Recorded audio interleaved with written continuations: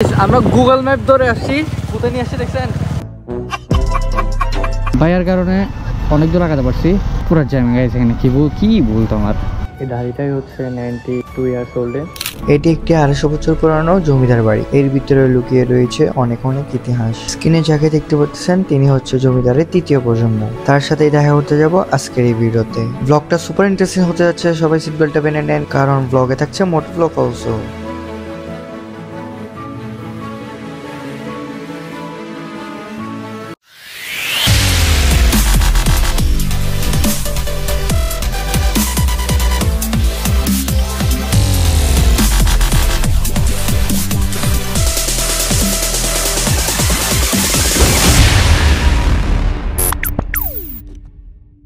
Hello guys, Assalamualaikum. It's me Sohan Chaudhary. Welcome back to my brand new video of my YouTube channel. After a long time পর আমার বাইকে দেখতেছি 2-3 দিন হলেও আমার থেকে প্রচুর পরিমাণে টাইম লাগছে। এই 2-3 দিন কেমনে কাটছে আমি নিজেও জানি না।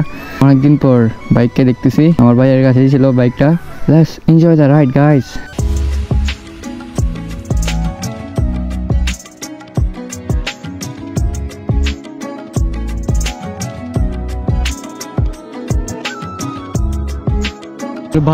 ভাড়া বেশি যাচ্ছে তো ওই জন্য রাস্তা মাথা থেকে মুদানাঘাট ডজমিহাট পুরো হ্যাং হয়ে গেছে, পুরো হ্যাং কারণ ভাড়া বেশি যাচ্ছে।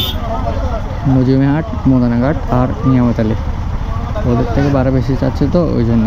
আর প্যাসেঞ্জার নেয় না, মুদানাঘাট নজমিহাটের প্যাসেঞ্জার নেয় না। আমি বেশ কয়েকবার আসছিলাম, আমি জানি। ভাইয়ার কারণে অনেক দূর আগাতে পারছি, ভাইয়া সেট করে দিচ্ছে, কারণ আমাদের যাওয়াটা জরুরি গাইস। এরকম টানিয়ে নিয়ে চালাতে হবে, কিছু করার নাই গাইস।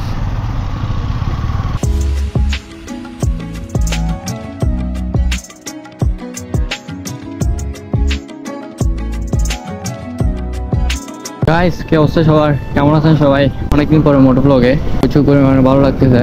আপনারা মোটো ব্লগ চাইছেন, আমরা আজকে যাচ্ছি 250 বছর পুরানো জমিদার বাড়িতে। অ্যাড্রেসটা আমরা কালকেই কালেক্ট করলাম, এখন ওইটা কনফার্ম শিওর না। আমরা লোকেশন দেখে যাচ্ছি, লেটস সি কি হয়, আমরা যাইতে পারি কি না। আর অজানা প্লেসে যাওয়ার মজাই আলাদা। আপনাদের সাথে শেয়ার করবো কীরকম মজা।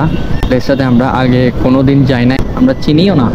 আমরা আজকে বিশ্বাস করবো গুগল ম্যাপকে।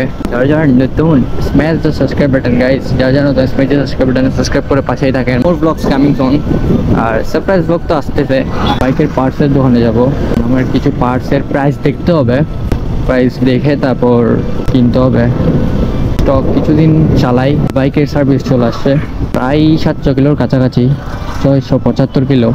আপনাদের কাছে একটা কথা শেয়ার করে আছে। কথাটা হচ্ছে আমার মাঝে মাঝে ট্যাক্সে প্রবলেম হয়ে যায়, মানে যেটা টাইটেল আছে এটাতে প্রবলেম হয়ে যায়। কন্টেন্ট আপলোড করার সময় টাইটেল যেটা দিই ওইটাতে প্রবলেম হয়ে যায় মাঝে মাঝে তাড়াহুড়োর মধ্যে, কারণ আমি ওয়েট করতে পারি না। একটা কন্টেন্ট আপলোড দেওয়ার সাথে সাথে আমি আরেকটা কন্টেন্টের জন্য বেরিয়ে যেতে হয়, তাই জন্য আমি তাড়াহুড়োর মধ্যে থাকি। আর রাতে বসে এডিট করি, সব কাজই আমার থেকে করতে হয়, আমি একা। অনলি আমার একজন ফ্রেন্ড আছে আর ভাইয়া আছে, বাট ফ্রেন্ড সার্কেল তো অনেক আছে ভাই, বাট আমার টিম মেম্বার আছে হাতে গোনা 2-1 জন, বেশি নেই। এর মধ্যে আমার ভাইয়া আর আমার একটা ফ্রেন্ড টিম মেম্বার। আর ওই জন্যই মাঝে মাঝে প্রবলেম হয়ে যায়, ট্যাক্সের মধ্যে তাড়াহুড়োর মধ্যে দিতে গিয়ে প্রবলেম হয়ে যায়। এত কিছু দেখি না তো গাইজ, তার জন্য। কারণ আমি অনেক ফাস্ট ফরওয়ার্ড কন্টেন্ট আপলোড করার ট্রাই করি। আমি ব্লগ আপলোড করার সাথে সাথেই আমি আরেকটা ব্লগের জন্য বেরিয়ে যেতে হয়, আর আরেকটা ব্লগের পিছনে এফোর্ট দিতে হয়। ওই জন্য রিপিট দেখার সময় পাই না যে কন্টেন্টটা কি আপলোড হয়েছে ঠিক করে, নাকি কোনো ভুল হয়েছে কিনা ওইটা রিচেক করতে পারি না। ওই জন্য সরি ফর দ্যাট। ট্যাক্সে মাঝে মাঝে প্রবলেম হয়ে যায়, থামদেলেও মাঝে মাঝে প্রবলেম হয়ে যায় ট্যাক্সের মধ্যে, টাইটেলের মধ্যে। সরি। আমি জার্নি করার পরই আবার ব্লগ আপলোড দিতে হয়। আমি কক্সবাজারে গেছিলাম, যে কক্সবাজারের প্রথম ব্লগটা আমি ওখানে এডিট করে ওখানে আপলোড করে দিয়েছি, তার জন্য কষ্ট লাগে অনেক। বাট ওখানে ঠিক মতো চিলও করতে পারেনি, কারণ ব্লগ এডিট করে আপলোড দিতে হয়েছে A to Z। Blog upload দেওয়া থেকে শুরু করে সব আমার থেকেই করতে হয় A to Z বলতে গেলে, তার জন্য একটু মিস্টেক হয়ে যায়, তার জন্য সরি ফর দ্যাট।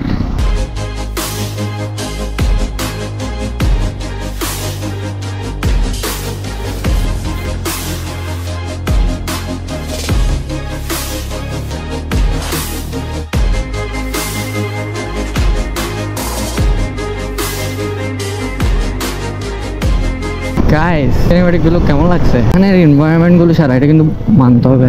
আমরা গুগল ম্যাপ দেখে দেখে যাচ্ছি তো এটা মানে গুগল ম্যাপে কিছু হচ্ছে না, হ্যাঁ মানে একদম ভালো রোড ফোন নেবে তো ভাই দিলে ও আচ্ছা। আটটা রোডে তো ব্যাকগুনে যে গুগল ম্যাপ ওর এত বদনাম করে এত বদনাম করে দে খালি খালি শেখ দিলে কিন্তু আছে শেখ দিলে বদনাম গরিবের হতা।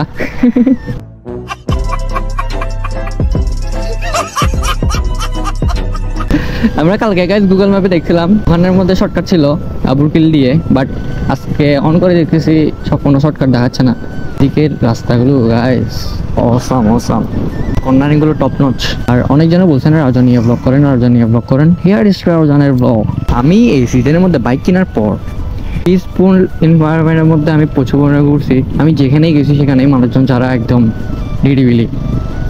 আমরা তো জানেনই বাইকটা ছেলেদের ইমোশন কেন, ওটা যদি হয় নিজের তাহলে তো কথাই হয় না। এই সপ্তাহের মধ্যে আমি রেডি করতেছি সারপ্রাইজ ব্লগ। এক বছর বা কোনো এক সময় মাইম ভাইয়ের সাথে কোলাবোরেট করবো। মাইম ভাই মাইন্ড ইন্সপিরেশন। একটা ইম্পর্ট্যান্ট টপিক নিয়ে কথা বলার ছিল আপনাদের, সেটা হচ্ছে আমার ফেসবুক পেজ আছে একটা, ওইটা থেকে আমি এই ব্লগগুলো আপলোড করবো। আপনারা কমেন্ট সেকশনে জানান। প্রচুর পরিমাণে সাই ফিল করতেছি আপলোড করবো কি করবো না। আপনারা যদি বলেন আমি অবভিয়াসলি আপলোড করবো, ড্যাম শিওর আপলোড করবো। So let's enjoy the ride, guys.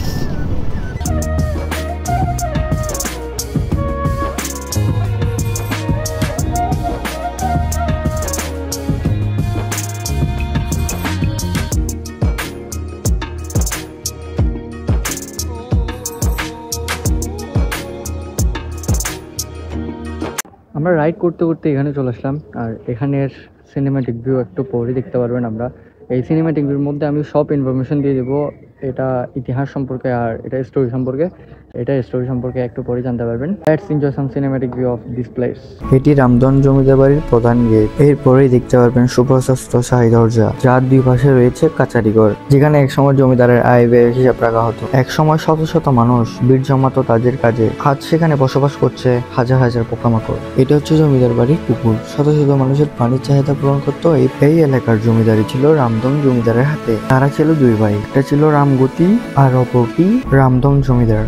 রামধনের মৃত্যুর পর তার পুত্র তেজন্তন চন্দনধর জমিদারি পরিচালনা করে। রামধনের পুত্র 1955 সালে 6 জন মৃত্যুবরণ করেন।